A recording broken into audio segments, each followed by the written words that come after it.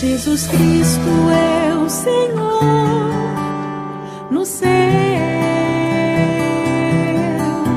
na terra e debaixo da terra. Ele é santo. Hoy estaríamos en nuestro mensaje número 15 de la serie sobre el sacerdocio. Usted puede recordar que los últimos domingos estamos estudiando el aspecto del sacrificio de la consagración, el ritual de la consagración de los sacerdotes. La última parte del ritual que estuvimos viendo es cómo se usaba la sangre de uno de los carneros para ser untada en el lóbulo de la oreja derecha, en el índice de la mano derecha, en el pulgar y en el pulgar del pie derecho.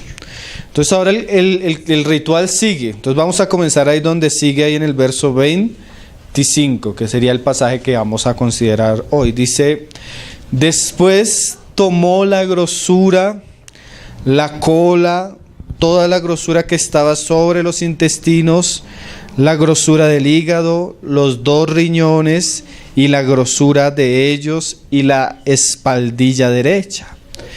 Y del canastillo de los panes sin levadura que estaba delante de Jehová, tomó una torta sin levadura y una torta de pan de aceite y una hojaldre, y las puso con la grosura y con la espaldilla derecha. Y lo puso todo en las manos de Aarón y en las manos de sus hijos, e hizo mecerlo como ofrenda mecida delante de Jehová. Entonces el tema de hoy sería el canastillo y la ofrenda mecida a Jehová. Si usted lee el versículo 2, donde se nos dice que ellos tenían que traer para el holocausto, para el sacrificio de la consagración o el ritual de la consagración, mira lo que decía el Señor a Moisés. Le dice: toma a Aarón y a sus hijos con él y las vestiduras, el aceite de la unción, el becerro de la expiación, que ya estudiamos, los 2 carneros, uno para holocausto y el otro para lo que estamos tratando, y el canastillo de los panes sin levadura. Entonces, hoy vamos a ver aquel aspecto. No vamos a resaltar especialmente aquellos aspectos que hablan del animal, de la grosura del animal, porque lo hemos estado hablando bastante, sino vamos a resaltar especialmente la parte de la canastilla y los panes que se toman de la canastilla para ofrecerlo en ofrenda mecida a Jehová. Esta ofrenda es diferente, no era quemada en altar, sino era una ofrenda que se ponía en la canastilla y se ponía en las manos de ellos y ellos la ofrecían como ofrenda mecida a Jehová. Pero curiosamente se le añaden ingredientes. Si usted ve, se le añade una torta, se le añade un pan de hojaldre, un pan y un hojaldre. Entonces vamos a ver qué significa eso según las Escrituras. Si quieren pueden ir a Éxodo 29, donde se nos habla del mismo ritual, el ritual de la consagración, y donde se nos muestran estos ingredientes. Dice Éxodo 29, verso 1, esto es lo que harás para consagrarlos, para que sean mis sacerdotes. Entonces de alguna manera ya somos, pero en la práctica hay cosas que nos hacen. ¿Sí? Hay cosas que deben suceder como el ritual de la consagración para que los sacerdotes puedan vivir y practicar su verdadero sacerdocio. Y esas cosas las hemos venido hablando. Primero dice ahí: toma un becerro de la vacada y 2 carneros sin defecto, lo que hemos estado estudiando. Pero mire los ingredientes que hoy se le añaden al ritual: y panes sin levadura, y tortas sin levadura amasadas con aceite, y hojaldres sin levadura untadas con aceite, las harás de flor de harina de trigo. Entonces esos son los ingredientes que hoy se le añaden al ritual. Lo que hacía parte de la canastilla, que habían panes, habían hojaldres, habían tortas. Y se resalta mucho el asunto de que fueran sin levadura, que fueran de trigo y que fueran amasadas con aceite. Y dice ahí: y las pondrás en un canastillo, y en el canastillo las ofrecerás con el becerro y los 2 carneros. Entonces esto se le añade al ritual. el canastillo con los panes, con el hojaldre y con la torta sin levadura. Pero ¿de qué trata todo esto? Porque acuérdense que todo esto es tipología. Entonces vamos a ir ya al Nuevo Testamento a comenzar. Primero a ver el ingrediente. ¿De qué era? Harina de trigo. Entonces vamos a ir al Evangelio de Juan, capítulo 12, verso 20. Yo sé que mis hermanos conocen muy bien estos asuntos, pero nosotros hemos estudiado esto varias veces de muchas maneras. Pero es interesante que el Señor nos lleve por la palabra a unos asuntos muy recurrentemente, porque para la economía y el propósito de Dios son muy importantes. Entonces Juan 12, verso 20, dice: había ciertos griegos entre los que habían subido a adorar en la fiesta. Estos pues se acercaron a Felipe, que era de Betsaida de Galilea, y le rogaron diciendo: Señor, quisiéramos ver a Jesús. Felipe fue y se lo dijo a Andrés. Entonces Andrés y Felipe se lo dijeron a Jesús. Jesús le respondió diciendo: de cierto os digo, que si el grano de trigo no cae en la tierra y muere, queda solo. Pero si muere, lleva mucho fruto. Entonces no es curiosidad, hermano, o no es casualidad que los panes tuvieran que ser hechos de harina de trigo o de flor de harina de trigo. Entonces aquí el pasaje nos dice que Jesús es el grano de trigo, que cayó en tierra, pero para que él diera fruto, él tenía que morir. Y es muy interesante que vienen los griegos y cualquiera dijera, si el Señor hubiera estado buscando popularidad o volverse un maestro internacional, qué mejor que los griegos. Pero ellos se acercan al Señor y el Señor le responde a sus discípulos: ha llegado la hora. No era el momento para que el Señor fuera conocido todavía por los gentiles, sino era el momento de que Jesús fuera a la cruz. Porque espiritualmente la Escritura nos muestra que si Jesús no hubiera muerto, no hubiéramos tenido vida. De nada le hubiera servido a los griegos conocer a Cristo si Él mismo no hubiera dado su vida por ellos. Entonces la Biblia nos muestra que Jesús simbólicamente es el grano de trigo. Pero una cosa es el grano de trigo, aún la mata de trigo dando fruto, la semilla de trigo dando fruto, y otra cosa es la flor de harina de trigo. ¿Cómo hacemos para que el fruto del trigo se vuelva harina o flor de harina? ¿Toca qué? Molerlo. Entonces usted comienza a entender Isaías: despreciado y desechado de los hombres, varón de dolores, experimentado en quebranto, y como que escondimos nuestro rostro de él. Fue menospreciado y no le estimamos. ¿Pero qué estaba haciendo ahí? Dice ahí el 5 de Isaías: mas él herido fue por nuestras rebeliones. Y ahí usted encuentra otra palabra: molido por nuestros pecados. Entonces, el material del pan es flor de harina de trigo. Entonces, el material del pan, ¿qué es? Cristo molido, herido. ¿Por quiénes? Por nosotros. Porque más adelante Isaías dice: verá el fruto de su aflicción. Entonces Cristo pasa por la cruz, el sufrimiento y la muerte por nuestros pecados para obtener un pueblo para sí. Y su generación, ¿quién la contará? Entonces estos panes son figura del pueblo de Dios. Pueblo que es fruto de las heridas y el sacrificio del Hijo de Dios. No piense que yo lo estoy interpretando así. Así mismo lo dice la Biblia. Lea 1 Corintios capítulo 10 y va a ver cómo el mismo Pablo compara el pueblo de Dios con un pan.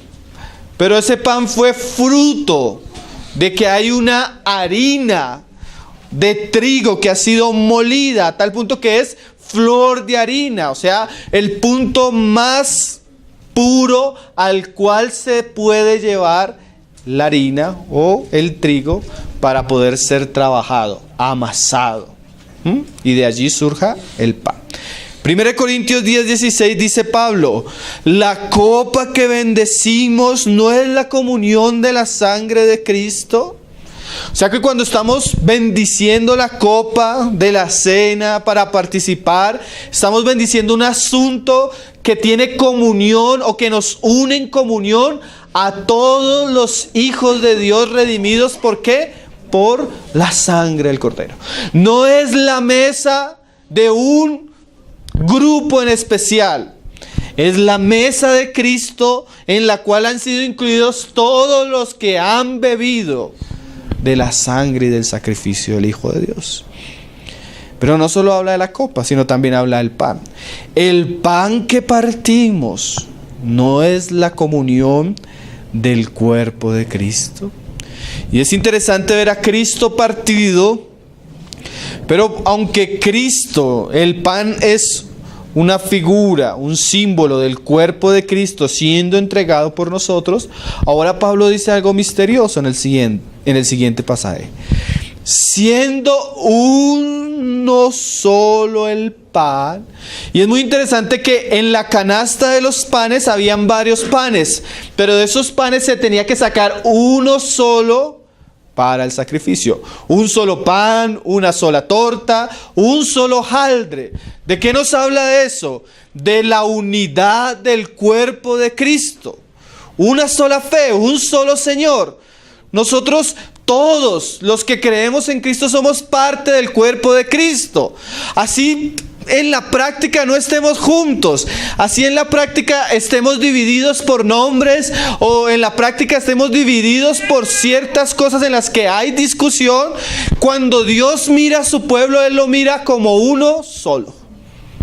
Es la unidad del cuerpo de Cristo, un solo cuerpo. Sacerdotes de solo una iglesia, la iglesia de Cristo, compuesta por muchos miembros diversos en diferentes lugares, que ha existido a través de diferentes épocas, pero siendo uno en el Señor. Cualquiera que ha sido limpio con la sangre de Cristo, que ha recibido el Espíritu de Cristo, es uno, un solo pan. Dice ahí, siendo uno solo el pan, nosotros, como ser muchos, somos un cuerpo. Entonces, ¿de qué nos habla esos panes que son incluidos en la ofrenda mecida? Nos hablan del pueblo de Dios en su unidad, siendo ofrecido a Dios. Nosotros estudiamos hace años acá la mesa de los panes de la proposición. ¿Sí? Los hermanos que estuvieron se acuerdan. Y esa mesa estaba en el lugar santo. Era parte de los utensilios que estaban en el lugar santo, además del candelero y el altar del incienso. Y los hermanos se acuerdan que había que poner 2 hileras de panes, 6 y 6, y habían platos para cada pan. El número 12 en la Biblia es figura del pueblo de Dios, ¿sí? Las 12 tribus, los 12 apóstoles. Y esos panes representan el cuerpo de Cristo en su plenitud, los que están sobre el fundamento de los apóstoles, o el 12. Pero en esta figura ya no nos aparecen 12 panes, porque aunque somos un cuerpo en general bajo el fundamento de los apóstoles, en realidad esos 12 son uno solo. Entonces, ¿por qué estamos resaltando eso? Porque esto que vamos a hablar no se va a referir a los cristianos del primer siglo. No se va a referir solo a la iglesia de Antioquía o de Éfeso, sino se va a referir al pueblo de Dios en su plenitud, a todos. Esto no es solo para los que vivieron en el primer siglo, porque hay grupos cristianos que dicen hoy en día, por lo que vamos a ver, hermano, pero es que estamos en el siglo XX. Así estuviéramos en el siglo 30. Las cosas que Dios espera de su pueblo son las mismas. ¿Por qué lo digo? Porque, ¿cuál es la esencia de lo que hoy vamos a resaltar? Que ese único pan tenía que ser sin levadura. Entonces vamos a ver qué significa eso sin levadura, porque ese pueblo que Dios escogió, lo escogió para gloria de su nombre, para que sea una ofrenda mecida. O sea que Dios espera de cada uno de sus hijos, de todos en general, de los que han sido redimidos, que puedan acercarse a Él y ofrecerse a sí mismos como un culto agradable a Dios. Entonces vamos a ver eso que significa que el pan no tenga levadura, que el pan sea amasado con aceite, y cómo eso hace parte del sacrificio. Ahí mismo, en el mismo libro, vamos a basarnos, 1 Corintios capítulo 5.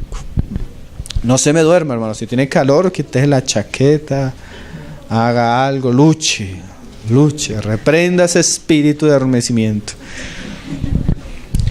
1 Corintios 5, perdón. Vamos a leerlo todo. Usted se va a dar cuenta que la levadura aparece más o menos en el verso 6. Pero vamos a leerlo desde el versículo 1. Dice: de cierto se oye que hay entre vosotros fornicación, y tal fornicación cual ni aún se nombra entre los gentiles, tanto que alguno tiene la mujer de su padre.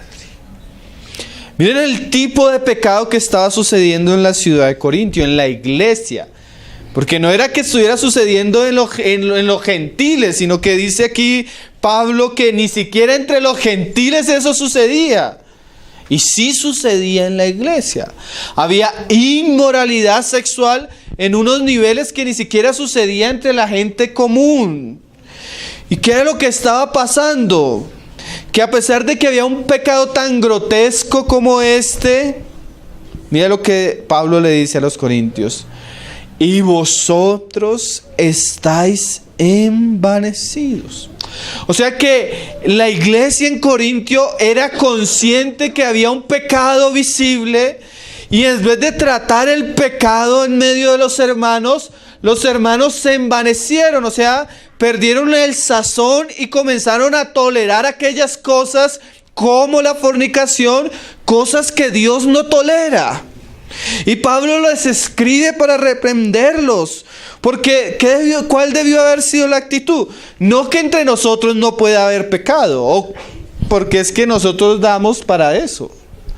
Pero una vez surge el pecado debería ser tratado en medio del pueblo de Dios. Pero mira lo que ellos se envanecieron, y Pablo les dice: ¿no debierais más bien haberos lamentado? Porque tristemente muchas veces cuando hay pecado, en vez de haber lamento, hay justificación. Comenzamos a justificar. Comenzamos a justificar al ministro de alabanza, comenzamos a justificar al pastor, y comenzamos a ponernos en una posición donde nos sentimos o nos hacemos ver más buenos que Dios. Y comenzamos a tolerar el pecado. Y dice: ¿no debieras haberos más bien lamentado para que fuese quitado de en medio de vosotros el que cometió tal acción?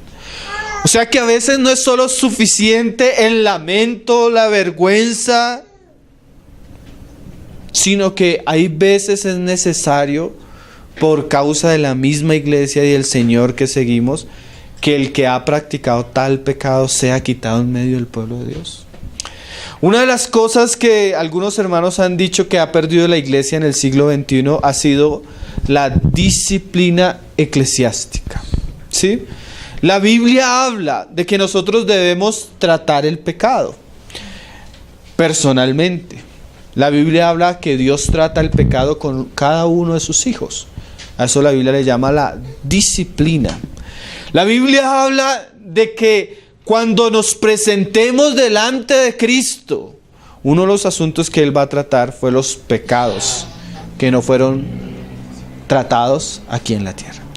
Pero además de eso, hermanos, la Biblia habla que la iglesia es llamada a tratar los pecados de los miembros. ¿Sí? No es solo un asunto personal. Como pueblo del Señor, como una asamblea donde nos sometemos los unos a los otros por amor a Cristo, el pecado entre nosotros no debiera ser tolerado. ¿Sí? Ese era el error de la iglesia de Corintio. Tolerancia, envanecimiento a unos pecados visibles que estaban practicando sus miembros. Claro, ese trato de ese pecado debe ser hecho con mucho cuidado, con delicadeza, siguiendo los principios bíblicos que dice la palabra. Cuando estuvimos reuniéndonos con los hombres, cuando tratamos esos asuntos de orden y autoridad en la iglesia de Dios, los hermanos pueden recordar que en la quinta enseñanza nosotros dimos un tema que se llama la disciplina en la iglesia. Y enseñamos principio por principio cómo la iglesia debe tratar el pecado en los miembros. ¿Cuáles son los principios? No lo vamos a estudiar. Simplemente los recuerdo para saberlo. Si tu hermano peca contra ti, ¿qué debes hacer? A solas. No hay que exponerlo públicamente. Primero a solas. Si no te escucha, llama a 2 testigos. Si no escucha a los testigos, ¿qué debemos hacer? Decirlo a la iglesia. ¿Para qué? Para que la iglesia también busque la restauración del hermano. Si no escucha a la iglesia, tenle por gentil y publicano. ¿Qué es eso? Sacadlo del medio vuestro. Sacadlo del medio vuestro. También cuando estudiamos la epístola primera de Juan los sábados, ¿se acuerdan, hermano, que estudiamos la restauración del hermano caído? Principios para tratar el pecado en nuestros hermanos, en medio nuestro. Tal vez lo único que se le añade, si es una persona que está en eminencia, si es un anciano, no debe usted hablar a solas, usted debe hablar con 2 testigos. ¿Sí? O sea que la acusación, como es para una persona que tiene un lugar de autoridad en medio de la casa de Dios, tiene que ser una acusación seria, que tenga testigos. Porque también hay muchas cosas que no son. Entonces, ¿qué hizo la iglesia en Corintio? Toleró el pecado. Mira lo que sigue diciendo. Ciertamente yo, como ausente en cuerpo pero presente en espíritu, ya como presente he juzgado al que tal cosa ha hecho. En el nombre de nuestro Señor Jesucristo, reunidos vosotros y mi espíritu. Esas frases, hermano. Con el poder de nuestro Señor Jesucristo. Mira esa frase. Reunidos vosotros en el nombre del Señor, en el poder de nuestro Señor. ¿Y qué deben hacer? El tal sea entregado a Satanás para destrucción de la carne, a fin de que el espíritu sea salvo en el día del Señor. Esa frase es muy similar a la frase de Jesús, del Señor en Mateo 18. Entregadle. Tenerle por gentil. ¿Quiere pecar en la carne? Entréguenlo para que Satanás toque su carne. Porque al que le gusta usar su cuerpo para el pecado, sin arrepentimiento, en algún momento la iglesia puede decir: Señor, lo entregamos para que al que Él le ha servido en su carne venga y lo toque, teniéndole por gentil y publicano. ¿Por qué se hace esto, hermano? Porque como lo vamos a leer ahora, en el pasaje siguiente se nos dice que no es buena vuestra jactancia. ¿No sabéis que un poco de levadura leuda toda la masa? O sea, Dios quiere tener un pan, pero este pan es sin levadura. Y por el contexto nos damos cuenta claramente que la levadura, ¿qué es? Pecado. Y Pablo nos está diciendo que no es bueno que nosotros toleremos el pecado, porque si no, el pecado va a llenar todas las esferas de la iglesia. ¿Sí? Cuando, por ejemplo, un ministro peca y cae en fornicación y la iglesia, en vez de entrar en una actitud de lamento y de tratar el pecado seriamente con los principios de Dios, lo justifica. Espontáneamente vamos a ver cómo los hermanos de la alabanza caen en pecado. Espontáneamente vamos a ver cómo nuestros hijos caen en pecado. Y el pecado va a comenzar a supurar y a carcomer todos los rincones de la iglesia. ¿Por qué? Porque el pecado es como levadura. Tiene poder para leudar toda la masa. Y el Señor quiere que como pueblo nos acerquemos a Él y le sirvamos, pero sin levadura. Porque la iglesia en Corintio era un pan, pero era un pan con levadura. Un pan que era desagradable. Claro está, hermano. Esto que estamos hablando es para los miembros activos de la iglesia. ¿En qué sentido? Si usted trae una visita, seguramente y no ha conocido a Cristo, su contexto es... Pero si usted acostumbra a reunirse con nosotros, domingo tras domingo, participar de la cena, participar de las oraciones, recibir palabra, ustedes saber que su misma disposición a reunirse le da la autoridad a la iglesia para tratar con asuntos de su vida. Si usted no está dispuesto a que los hermanos tengan, por amor a usted, la responsabilidad de entrar aspectos de su vida, no vuelva. No vuelva. Se lo decimos con todo el amor del Señor.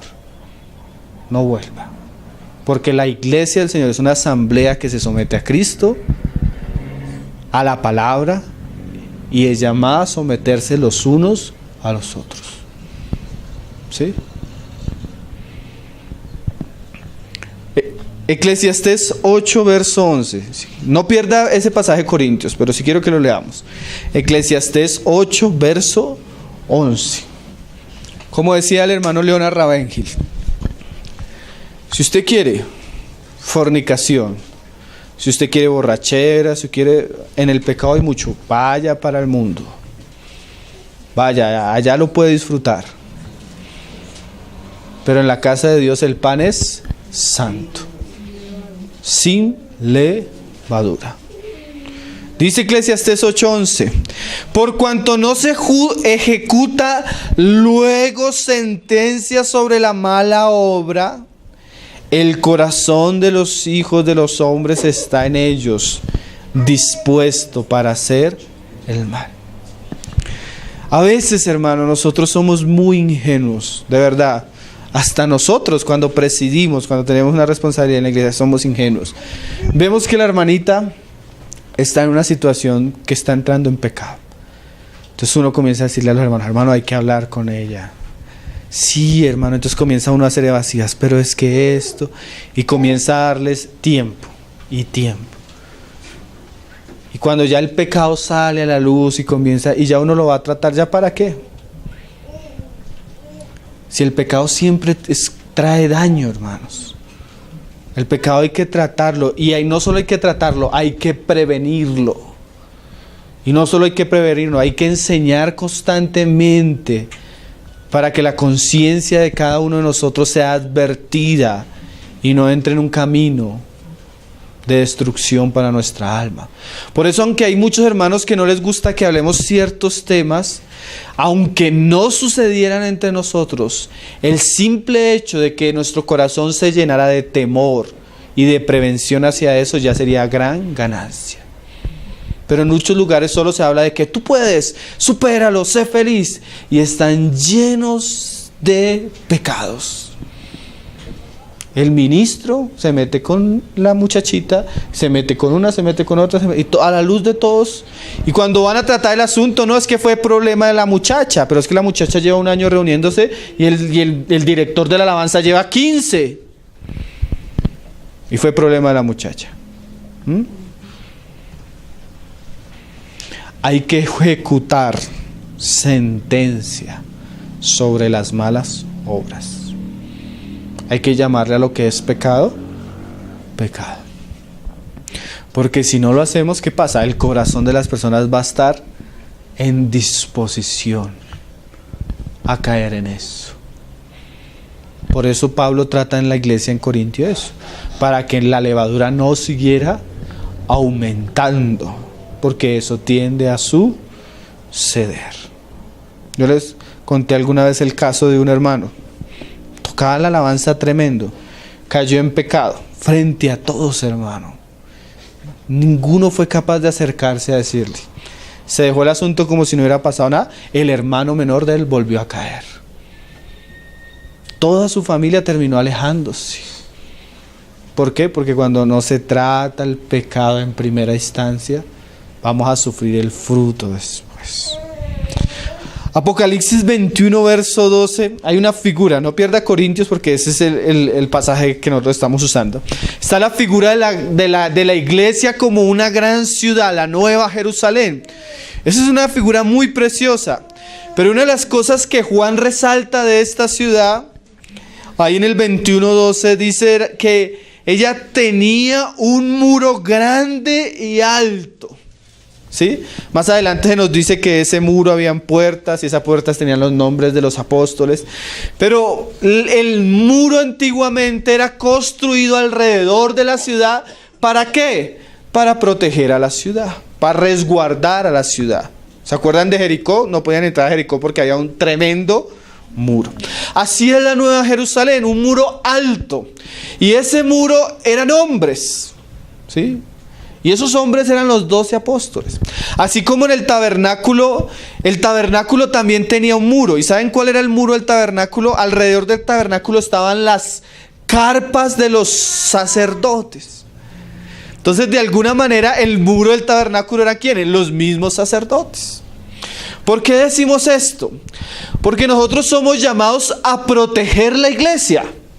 ¿De qué? El mismo pasaje de Apocalipsis nos dice ahí en el verso 27, no entrará en ella ninguna cosa inmunda o que hace abominación y mentira. O sea que el muro grande era para proteger a la Nueva Jerusalén, para que no entren en ellas cosas que abominables, mentiras, cosas que para Dios son desagradables. Entonces, de alguna manera, esa es otra figura de un pueblo santo, un pueblo que tiene un muro alrededor y que protege a los que están dentro. ¿De qué? De cosas abominables, de pecados, pero también de mentiras. Porque como lo vamos a ver, hay cosas que la iglesia nunca puede tolerar.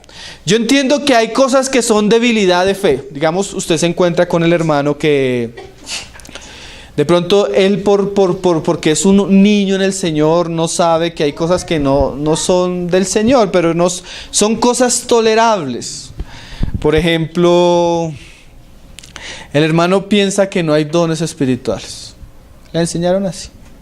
El hermano no cree en el arrebatamiento, o cree que va a ser antes o después, o que va a haber 7 arrebatamientos secretos. Bueno, pero eso es tolerable. El hermano cree que de pronto tener el cabello largo como hombre no es malo. Bueno, hay cosas que son de debilidad de fe, que no son pecaminosas. El hermano cree que, no sé, cosas que son, que puede comer o no comer, que puede guardar un día, no guardar un día, como dice Pablo ahí en Romanos. Son niños, eso es tolerable. Pero hay cosas que nunca serán tolerables. ¿Cómo qué? La doctrina central, otro evangelio. El pecado de los Gálatas y los Corintios aún era que toleraban otro evangelio. Ya no por gracia, sino porque hagamos, porque... ¿Qué más? El pecado. ¿Se acuerdan de Apocalipsis cuando se habla de Jezabel? Toleras a esa mujer profetisa que seduce a mis siervos y los lleva a practicar ¿qué? Idolatría y fornicación. El pecado de ellos era tolerar cosas que Dios no tolera. O sea, Dios tolera que el niño sea chiquito y todavía se haga en el pañal y hay que cambiarlo, hay que ser paciente. Por ejemplo, el hermano que casi no es constante en las reuniones, que hasta ahora está ahí y toca tenerle paciencia porque a veces viene, a veces no viene. A veces de pronto interrumpe la reunión, a veces no sabe orar bien. Eso es tolerable. Pero una cosa es que el hermano a veces venga y no venga, pero otra cosa es que viniendo sepamos que está en fornicación. ¿Sí me va a entender? Eso ya no es tolerable. Otra cosa es el hermano que no entiende bien, pero otra cosa es el hermano que viene con una doctrina falsa a llenar y a minar la mente de los hermanos con esa doctrina falsa. A ese hay que tenerle también ¿qué? Cuidado. Y hablarlo en privado.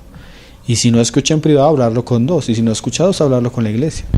Y si no escucha la iglesia, cerrarle la puerta y no dejarlo asistir a las reuniones. ¿Sí me va a entender? Hay cosas que son debilidad, pero hay cosas que son abominación y mentira. Ahí sí debemos ser muy muro. ¿Usted sabe cómo es un muro, hermano? Se dice de los profetas, a algunos les decía, como muro de bronce. O sea, usted rompa un muro de bronce. Entonces, por un lado debemos ser muy amorosos, muy pacientes, pero no, por otro lado, muy serios y muy tajantes. ¿Sí me va a entender, hermano? Ese era el pecado de Corintio. Sigamos en 1 Corintios 5:6. Dice: no es buena vuestra jactancia. No sabéis, porque a veces nosotros pensamos que no, Dios es amor, Dios... No, hermanos. Por ejemplo, imagínate tú qué puedes pensar de ese tipo de iglesias hoy en día que permiten que sus ministros sean homosexuales. Que el liderazgo, hermano, sea homosexual. Tolerar esa levadura va a hacer que los hijos de esas iglesias sean pervertidos, hermano. Eso va a traer un efecto muy, muy negativo, hermano, a los cristianos en ese lugar.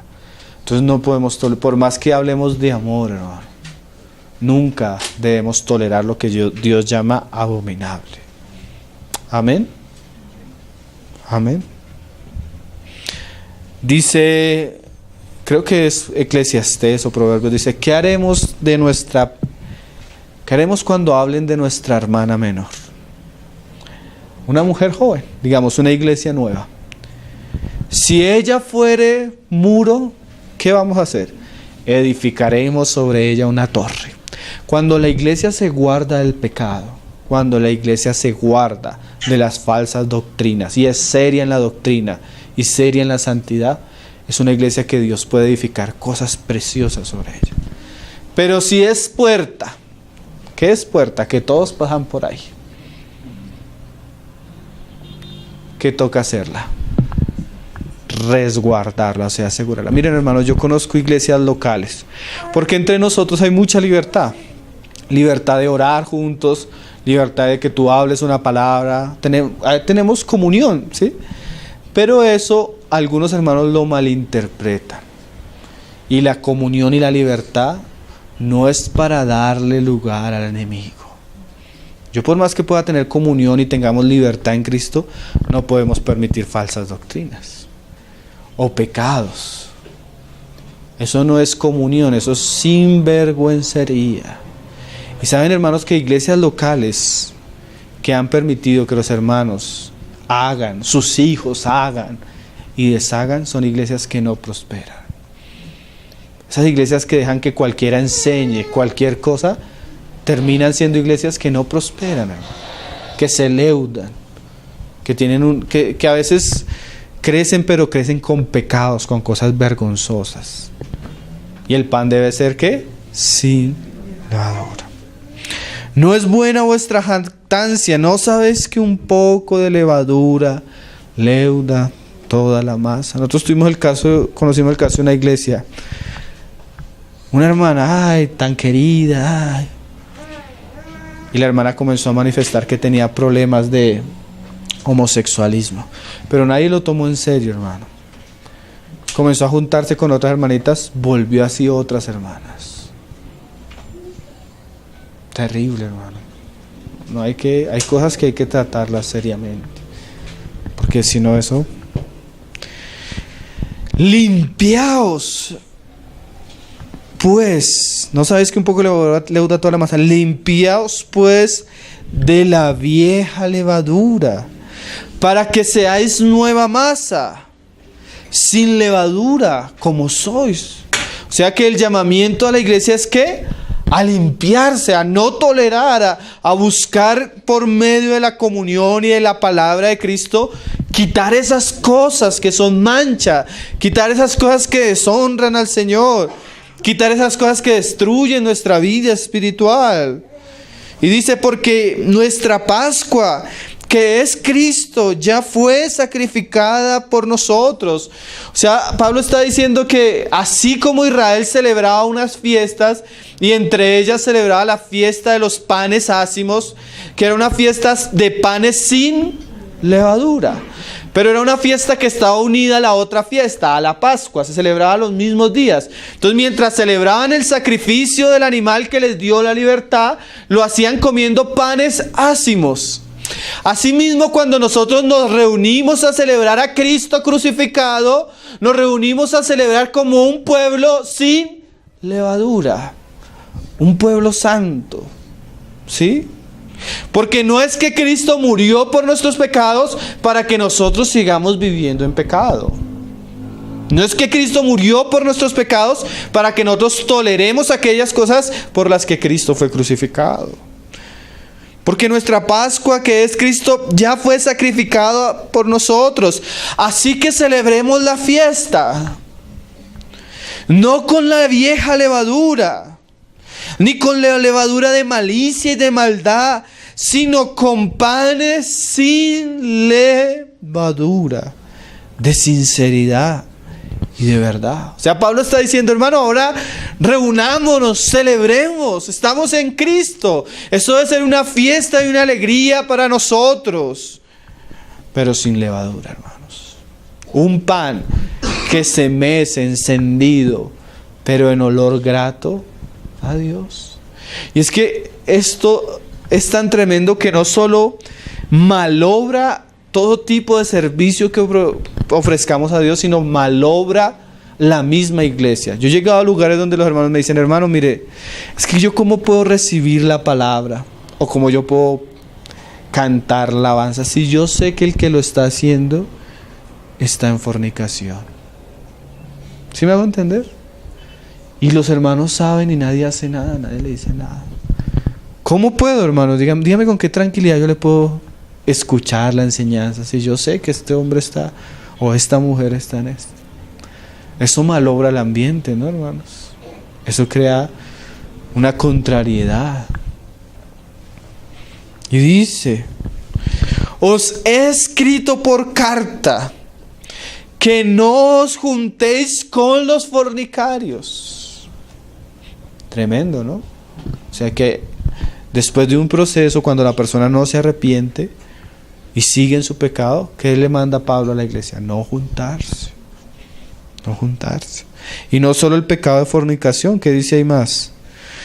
No absolutamente con los fornicarios de este mundo, porque si no le tocaría a usted dejar de ir al trabajo, porque eso es el mundo. ¿De quién estás hablando, Pablo? O con los avaros, o con los ladrones. O sea, si usted sabe que un hermano está robando, que es tramposo, que por amor al dinero es chanchullero, ¿qué deberíamos hacer? Después de hablarle 1, 2 veces, hablarlo con la iglesia, no juntarse. Tremendo, ¿no? Una vez la hermana David Perry está tratando un caso de pornografía en un varón. Entonces la esposa le escribe, hermano, a ella, hermana, he orado por él, he ayunado por él, lo he exhortado públicamente, o sea, los dos, y no cambia. ¿Qué debo hacer, hermana? Él se reúne, sí, es el líder de jóvenes. ¿Qué debo hacer, hermana? ¿Ya hablo a solas? Traiga a los testigos. Si no escucha a los testigos, dígalo a la iglesia. Si no escucha a la iglesia, que lo tengan por gentil. No se vaya a divorciar, es su esposo. Pero por lo menos que ese sinvergüenza no pervierta la iglesia. Usted siga reuniéndose. Pero miren lo tremendo. Cuando una mujer, ya después hablará a solas con él, y le dice, si usted lo sigue haciendo, yo voy a hablar con los hermanos de la iglesia, se le va el pecado al hombre. Porque así somos, ¿no? Cuando el pecado sale a la luz, pierde su poder. Entonces, la hermana solo tuvo que decirle, si usted sigue haciendo eso, lo va a decir en los hermanos, y ahí dejó el hombre de hacerlo. Lo libró, ¿cómo? Disciplina bíblica. ¿Sí? Porque ya que usted lo haga en secreto y que su esposa lo haga, usted hasta se le justifica. Pero que su esposa le diga, lo voy a decir a los hermanos. Ah, usted ya lo piensa, ¿cierto? Claro, usted ya lo piensa, ¿no? El pecado hay que tratarlo, hermanos. Pecado hay que tratarlo. Pues en tal caso sería salir del mundo. Más bien os escribí que no os juntéis con ninguno que llamándose hermano fuere fornicario o avaro o idólatra o maldiciente o borracho o ladrón. Con el tal ni aún comáis. Que a veces pasa eso. Oiga, hermano, yo le hago una pregunta. ¿Ustedes qué piensan del trago? ¿Eso es pecado o no es pecado? No, hermano, no debería emborracharse. Oiga, hermano, entonces porque yo veo todos los sábados al hermanito ahí en la cantina. ¿Usted qué dice ante eso? Tremendo, ¿no? Que a veces son los mismos hermanos. Dice Pablo, porque ¿qué razón tendría yo para juzgar a los que están fuera? ¿No juzgáis vosotros a los que están dentro? O sea que si usted está dentro, se tiene por entendido que la iglesia tiene toda la autoridad para tratar a los que están dentro. Si usted está fuera, porque hay gente que está fuera, pero los que están dentro, la iglesia tiene toda la autoridad. Porque a los que están fuera, Dios juzgará. Pero a los que están dentro, la iglesia misma. Quitad pues a ese perverso de entre vosotros. O sea, cuando hay perversión, cuando hay pecado, llega un punto donde la iglesia debe tomar la decisión de quitar. Puede que ese quitar sea temporal. ¿Qué quiere decir eso? Que se arrepienta. Porque si se arrepiente, segunda los Corintios nos muestran que ya que restaurarle. Si no se arrepiente, que se quede afuera. Porque aún todas las instancias de disciplina que muestra la palabra es con el fin de ¿qué? De restaurar. Siempre es con el fin de restaurar. 1 Corintios 10, verso 18. Isaías 28, perdón. Isaías 28. Miren este tremendo pasaje, hermano. Este es un caso ya extremo. Pero aunque se vea extremo, no crea que no haya pasado, hermano. Hay muchas iglesias, muchos ambientes cristianos, muchos panes. Este pasaje nos habla de la mesa de Israel, hermano. Porque Dios siempre consideró a su pueblo como una mesa, donde Él venía a cenar con ellos. Pero hay algo tremendo que sucede en esa mesa, como lo vamos a leer ahí. Es una mesa que está llena de vómito y de toda cosa inmunda. Y ellos, aún con la mesa llena de vómito y de toda cosa inmunda, creían que servían a Dios. Pero Dios no puede recibir algo así de su pueblo, hermanos. La ofrenda debe ser santa, mecida, sin levadura, y además de sin levadura, con aceite. O sea, una ofrenda espiritual, agradable a Dios. Mira cómo lo dice 28:7.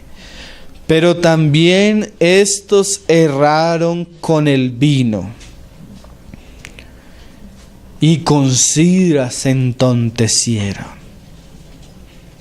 Porque una de las cosas que trae el vino, el alcohol, es que sí embrutece y quita los límites. Cosas que una persona nunca haría en su sano juicio. Cuando comienza a embriagarse, las hace. Por ejemplo, cuando usted estudia la historia del catolicismo romano y la historia de algunos papas, llamados los papas negros, usted nota que eran personas entregadas al vino. Y cuando comenzaban a beber, ellos hacían unas tremendas fiestas, hermano. Y ni cosas que se escuchan en el mundo, hermano, hacían estos hombres. Cosas horribles, hermano. Y eso ha sucedido en personas que dicen que son representantes de Dios. ¿Alguna vez se acuerdan cuando tratamos las obras de los Nicolaitas? Cómo se entregaron a la carne sin ningún estupor, sin límites.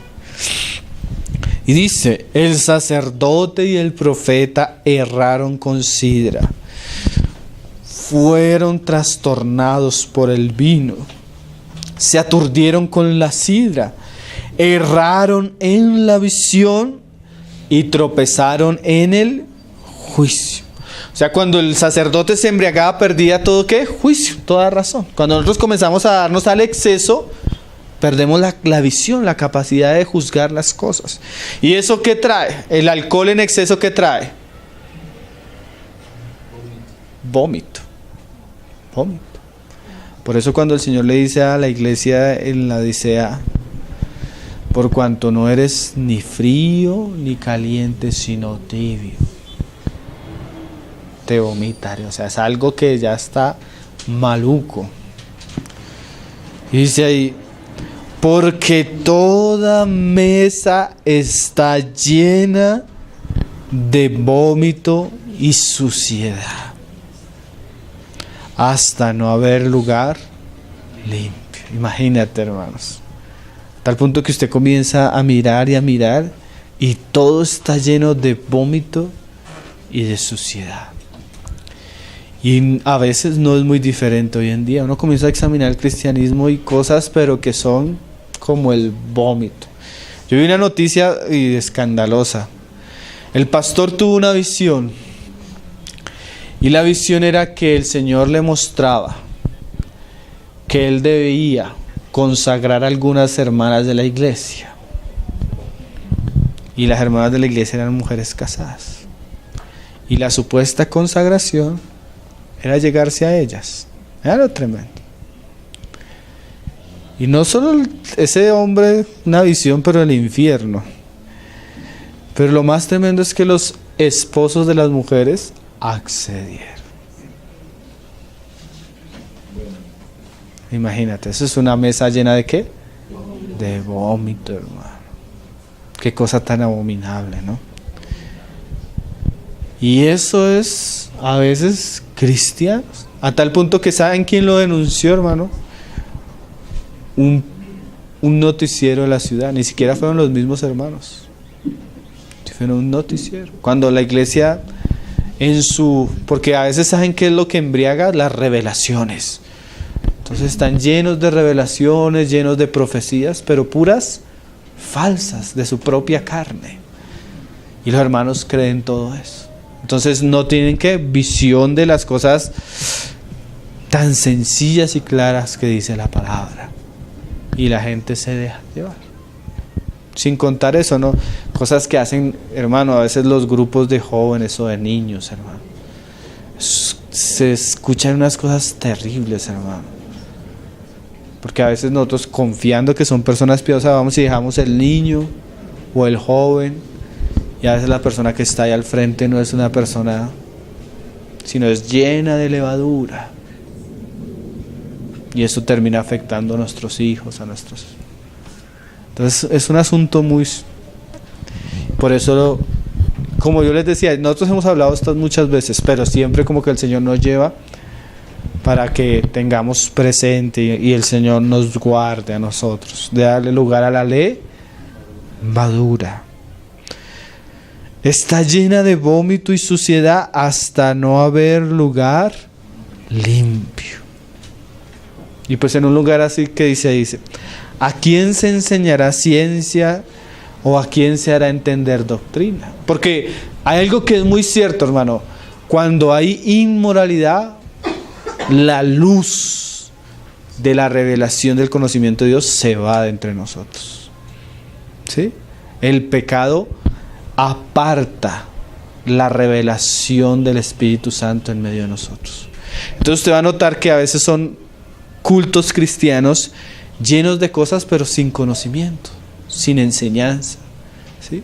Y muchas veces no se puede enseñar porque si uno comienza a enseñar le pisa la cola a más de uno. Entonces eso enmudece muchas veces a los predicadores. Estos días yo tuve la experiencia. Me lanzo un mensaje sobre la familia. Y después me iba a hospedar en la casa de una... Cuando me subo a la camioneta, hermano, todo lo que usted dijo era contra mí. Sin conocerla. Seguramente el pastor del lugar no lo hablaría porque conoce las situaciones. ¿Sí me va a entender? Porque muchos enmudecen por no pisar la cola de algunos. Pero es mejor honrar al Señor y a su palabra, hermano. Aunque a veces tengamos que nosotros mismos ser avergonzados. Mejor que el Señor sea hallado justo y nosotros avergonzados, como decía él. Lo decía Moisés y lo dicen los profetas. A los destetados, a los arrancados de los pechos, porque a veces ya los viejos están viciados. ¿Con quién vamos a empezar? Toca comenzar con muchachos, con pocos, con jóvenes, con niños, porque a veces los viejos están llenos de vicios, males. Levítico 8:24. Volvemos a donde comenzamos, hermano.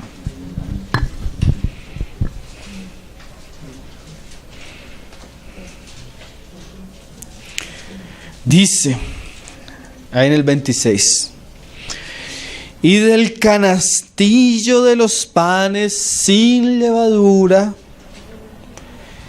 que estaba delante de Jehová, tomó una torta sin levadura y una torta de pan de aceite y un hojaldre, y las puso con la grosura y con la espaldilla derecha, y lo puso todo en las manos de Aarón. ¿Saben quién es Aarón aquí, hermano? Cristo mismo, figura al sumo sacerdote. Y lo que nosotros hacemos, hermano, es lo que Cristo le presenta al Padre. Cristo no puede tomar en sus manos cosas inmundas, hermano. No puede tomar nada leudado. Él algún día dirá, este es mío, Padre, este es mío. Y este no, a este ni lo conozco. Apártese de mí, hacedor de maldad. En la ofrenda vencida solo hay panes sin levadura. Si usted quiere ser un buen sacerdote, un buen ministro de Dios, si nosotros esperamos que Dios halle algo agradable en medio de su iglesia debe ser santa y sin mancha, hermano. Panes sin levadura, hijos, hogares sin levadura, hombres sin levadura, mujeres sin levadura. El Señor nos santifique, hermanos, nos limpie de esa vieja levadura, de tal manera que cuando nos acerquemos a orar, a cantar, Dios halle en nosotros algo agradable.